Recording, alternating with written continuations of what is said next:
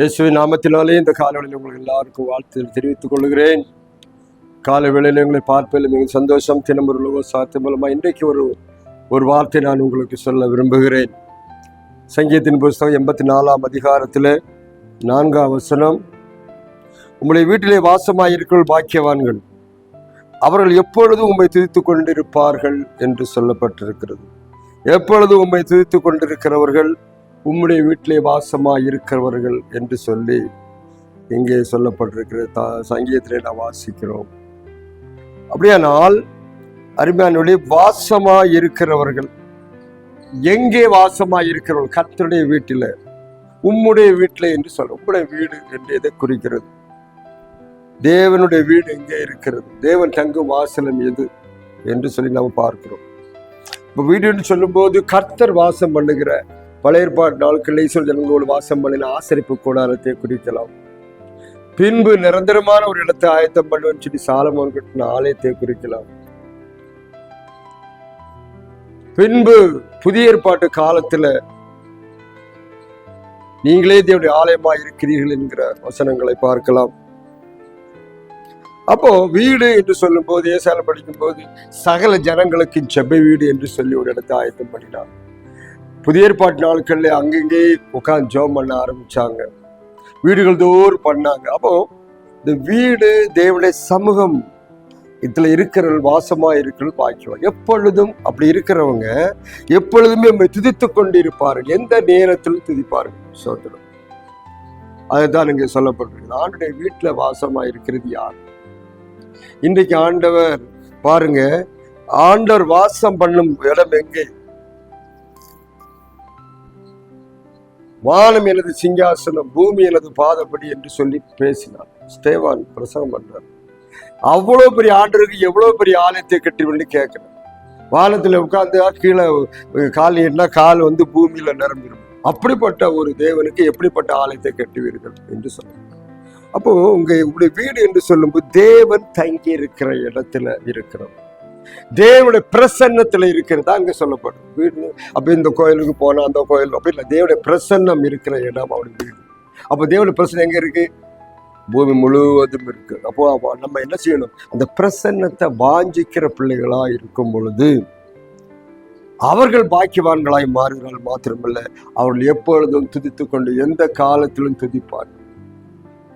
சங்கீதக்காரன் சொல்லும் போது 23 கடைசியில, நீடித்த நாட்களாய் உங்களை வீட்டிலே தங்கியிருப்பேன். நீடித்த நாட்களாய் கர்த்தருடைய வீட்டிலே நீடித்த நாட்களாய் இருப்பேன்னு சொல்றான். அப்போ தேவனுடைய வீடு என்று சொல்லும் போது தேவனுடைய பிரசன்னத்தை பரலோகத்துல போனா அங்க அவனுடைய பிரசன்னத்தினால் இருக்கும். சாலமோன் ஆலயம் கட்டின பொழுது அதை ஓபன் பண்ணும் பொழுது, பலிகளெல்லாம் செலுத்தும் பொழுது தேவ பிரசன்னம் இறங்கினவர்கள் அந்த பனிமூட்டுகள்ல மத்தியில பணிவிடை செய்ய முடியாதபடி இந்த presence of the Lord was there. அங்க அப்படியே நிரம்பி இருந்தது. அதுதான் அப்போ இங்க என்ன சொல்லப்படும்? வாசமா இருக்கிறவர்கள், கர்த்தருடைய பிரசன்னத்திலே இருக்கிறவங்க பாக்கியவான்கள் அப்படின்னு சொல்லப்படும். 1000 பிரச்சனை வரும், அப்பதான் அவங்க தான் என்ன செய்வாங்க? எப்பொழுதும் துதிப்பாங்க. இன்னைக்கு பிரச்சனை வரும்போது பாருங்க, உலகத்துல உங்களுக்கு உபத்திரம் உண்டு, ஆனா உங்களுக்கு ஜெயத்தின் கர்த்தர் சொன்னார்ல, இந்த நாளுக்குள்ள உபத்திரம் இல்லாத யார் இருக்கா?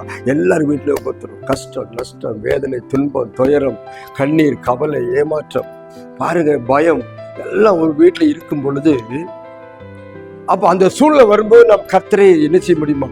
துதிக்க முடியுமா? அப்போ அவருடைய பிரசன்னத்துல இருக்கும் போது அதை பண்ண முடியும். இன்னைக்கு அவருடைய பிரசன்னத்துல இருக்கிற பிள்ளைகளை கர்த்தர் விரும்புகிறார். அப்படிப்பட்ட வாஞ்ச உள்ள பிள்ளைகளை கர்த்தர் நிரப்புகிறார்.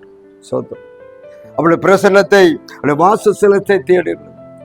பாருங்க, நான் ஊரெல்லாம் எனக்கு பாருங்க, தாவி சொல்றான், எனக்கு பெரிய இது இருக்குவா, எனக்கு பெரிய அரண்மனை இருக்கு. அந்த அரண்மனையில இருப்பதை காட்டிலும் கர்த்தருடைய பிரகாரங்களில், பிரகாரம் என்றால் பழைய ஆசிரிப்பு கூடாரம், பிரகாரம், பரிசுலம், மகா பரிசுலம். அப்போ பிரகாரம் என்ன தூரமா இருப்பதை நான் நாடுகிறேன். காரணம், அது என்ன நினைக்கிறாங்க? இருக்கும்போது பிரசன்னம் எனக்கு கிடைக்கும். இன்னைக்கு தேவ பிரசன்னத்தினால் நிறைந்திருந்தால் நீங்க எப்பொழுதும் துதித்து கொண்டு இருக்கிற பிள்ளைகளாய் கர்த்தர் மாற்றுவார். கஷ்டம் வரும்போது துதிப்பீங்க, துன்பம் வரும் வேளையிலே என்ன செய்வோம்? துதிப்போம். கஷ்டம் வரும் வேளையிலே நன்றி சொல்வோம். யோபு போல கர்த்தர் கொடுத்தார், கர்த்தர் எடுத்தார், நாமத்துக்கு ஸ்தோத்திரம் அப்படின்னு சொல்லக்கூடிய சூழ்நிலை எப்போ வரும்னா, அவருடைய பிரசன்னத்துல இருக்கிறவர்கள் காலைகளிலே அவர் பிரசன்னத்தை நாடுங்க. அவருடைய சமூகம் என்பது நீங்க கூடுற இடத்துல வரேன்னு சொல்லிட்டார். பாருங்க, பிரச்சனை எல்லாம் இருந்தாலும் நீங்க என் நாமத்தில் எங்க கூட நாங்க இருப்பேன். அப்போ அவர் நாமத்துல கூடுற இடத்துல கர்த்தருடைய சமூகம் வருகிறது. அந்த சமூகத்தில் இருக்கிற மக்கள் எப்பவுமே துதித்து கொண்டிருப்பார்கள். எதை பத்தியும் கவலைப்பட மாட்டாங்க. இன்னைக்கு எல்லாரும் கவலையில இருக்கிறாங்க. என்ன நடக்குமோ, ஏது நடக்குமோ, நாளைக்கு என்ன நடக்குமோ, நாளைக்கு நடக்குமோ, யுத்தத்துல இப்படி போயிட்டு இருக்குது, ஐயோ என்ன நடக்க போகுது, அவ அதை கட் பண்ணிடுவான், கேபிளை கட் பண்ணிடுவான், இன்டர்நெட் போயிடும், அது போயிடும், பெரிய லாக்டவுன் உருவாயிரும் சொல்லி எல்லாரும் பயந்துட்டு இருக்காங்கல்ல. ஆனா வசனம் சொல்லுது, அவர்கள் எப்பொழுதும் துதித்து கொண்டிருப்பார்கள். துன்பம் வருமானால், கஷ்டம் வருமா, துதித்து கொண்டிருக்கிற ஒரு பிள்ளைகளாய் மாறணும்னா தேவ பிரசன்னத்தை இந்த காலங்களிலே நீங்கள் பெற்றுக்கொள்ளுங்கள். பிரசன்னத்தை நாடுங்கள், அதற்காக ஓடு, அதற்காக உங்கள் பிரயாசத்தை ஒப்புக்கொடுங்க. பணமெல்லாம் ஒன்று காரியம் அல்ல, வரும் போகும். அதெல்லாம் ஒரு நிரந்தரமான காரியம் அல்ல. சொல்றேன், இல்லாதவனுக்கு தான் இது. இருக்கவன் என்ன செய்யறான் யோசனை பண்ணிப்பார். தேவ பிரசன்னத்தை நாடுங்கள், அப்பொழுது நீங்க எப்பொழுதும் துதிக்கிற மகனாய் மகளாய் கர்த்தர் மாற்றுவார். இல்லைன்னா நீங்க முறுமுறுத்துட்டு தான் இருப்பீங்க. இசைஜனங்கள் என்ன பண்ணாங்க பாத்தீங்களா? தேவனை துதிக்க, அவர் நன்மையை துதிக்க மறந்து போனார்கள், நன்றி சொல்ல முடியாம போனார்கள். அந்த ஓங்கிய போல அந்த பார்வோன் கைக்கு நீங்களாக்கி விடுவித்து வரும் பொழுது கர்த்தருக்கு நன்றி சொல்ல மறந்து போனார்கள். அதனாலே முறுமுறுத்தார்கள், அதனாலே கர்த்தருக்கு விரோதமாய் பேசினார்கள், அதனாலே அழிவை பெற்றுக்கொண்டார்கள். அநேக மக்கள் அழிவு காரணம் என்னன்னா அவர்கள் தேவனுடைய பிரசன்னத்தை இழந்தார்கள். இன்றைக்கும் தேவ பிரசன்னம் வாசமா அவருடைய அங்க வாசம், வீட்டுல வாசம் சொல்றது அவருடைய பிரசன்னத்தை காட்டுறது. வீட்டுல வாசமா இருக்கிறவர்கள் பாக்கியவான்களா, பாக்கியவான்கள். அவர்கள் எப்பொழுதும் தேவனை துதித்துக் கொண்டிருப்பார்கள். துன்பம் வரும்போதும் கஷ்டம் வரும்போதும். இன்னைக்கு நீங்க ஏன் துதிக்க முடியல, ஏன் சபைக்கு வர முடியல, ஏன் கர்த்தரை தேட முடியல, போய் என்ன கண்டது, அநேகர் வெறுப்படைந்து இருக்குது. காரணம் தெரியுமா? அவர் பிரசன்னத்தை அவர் வாஞ்சிக்காமல் இருப்பதனால அவரால் பிரச்சனை வரும்போது நிற்க முடியல. இந்த காலையில் கர்த்தர் உங்களை பார்த்து சொல்றாரு, நீங்க பிரச்சனை நிற்கணும்னா நீங்க பிரசன்னத்தை தேடுங்க, அவர் வாசத்தலத்தில் வாசமாக இருக்க ஒப்பு கொடுங்க, பாக்கியவான்களாக இருப்பீர்கள், கஷ்டத்தை சகித்துக் கொள்வீர்கள். எப்பொழுதும் துதித்துக் கொண்டிருக்கிற மகளாய் கர்த்தர் உங்களை, குடும்பத்தை, உங்களையும் இந்த காலை வேளையிலே மாற்றுவாராக. ஆமென்.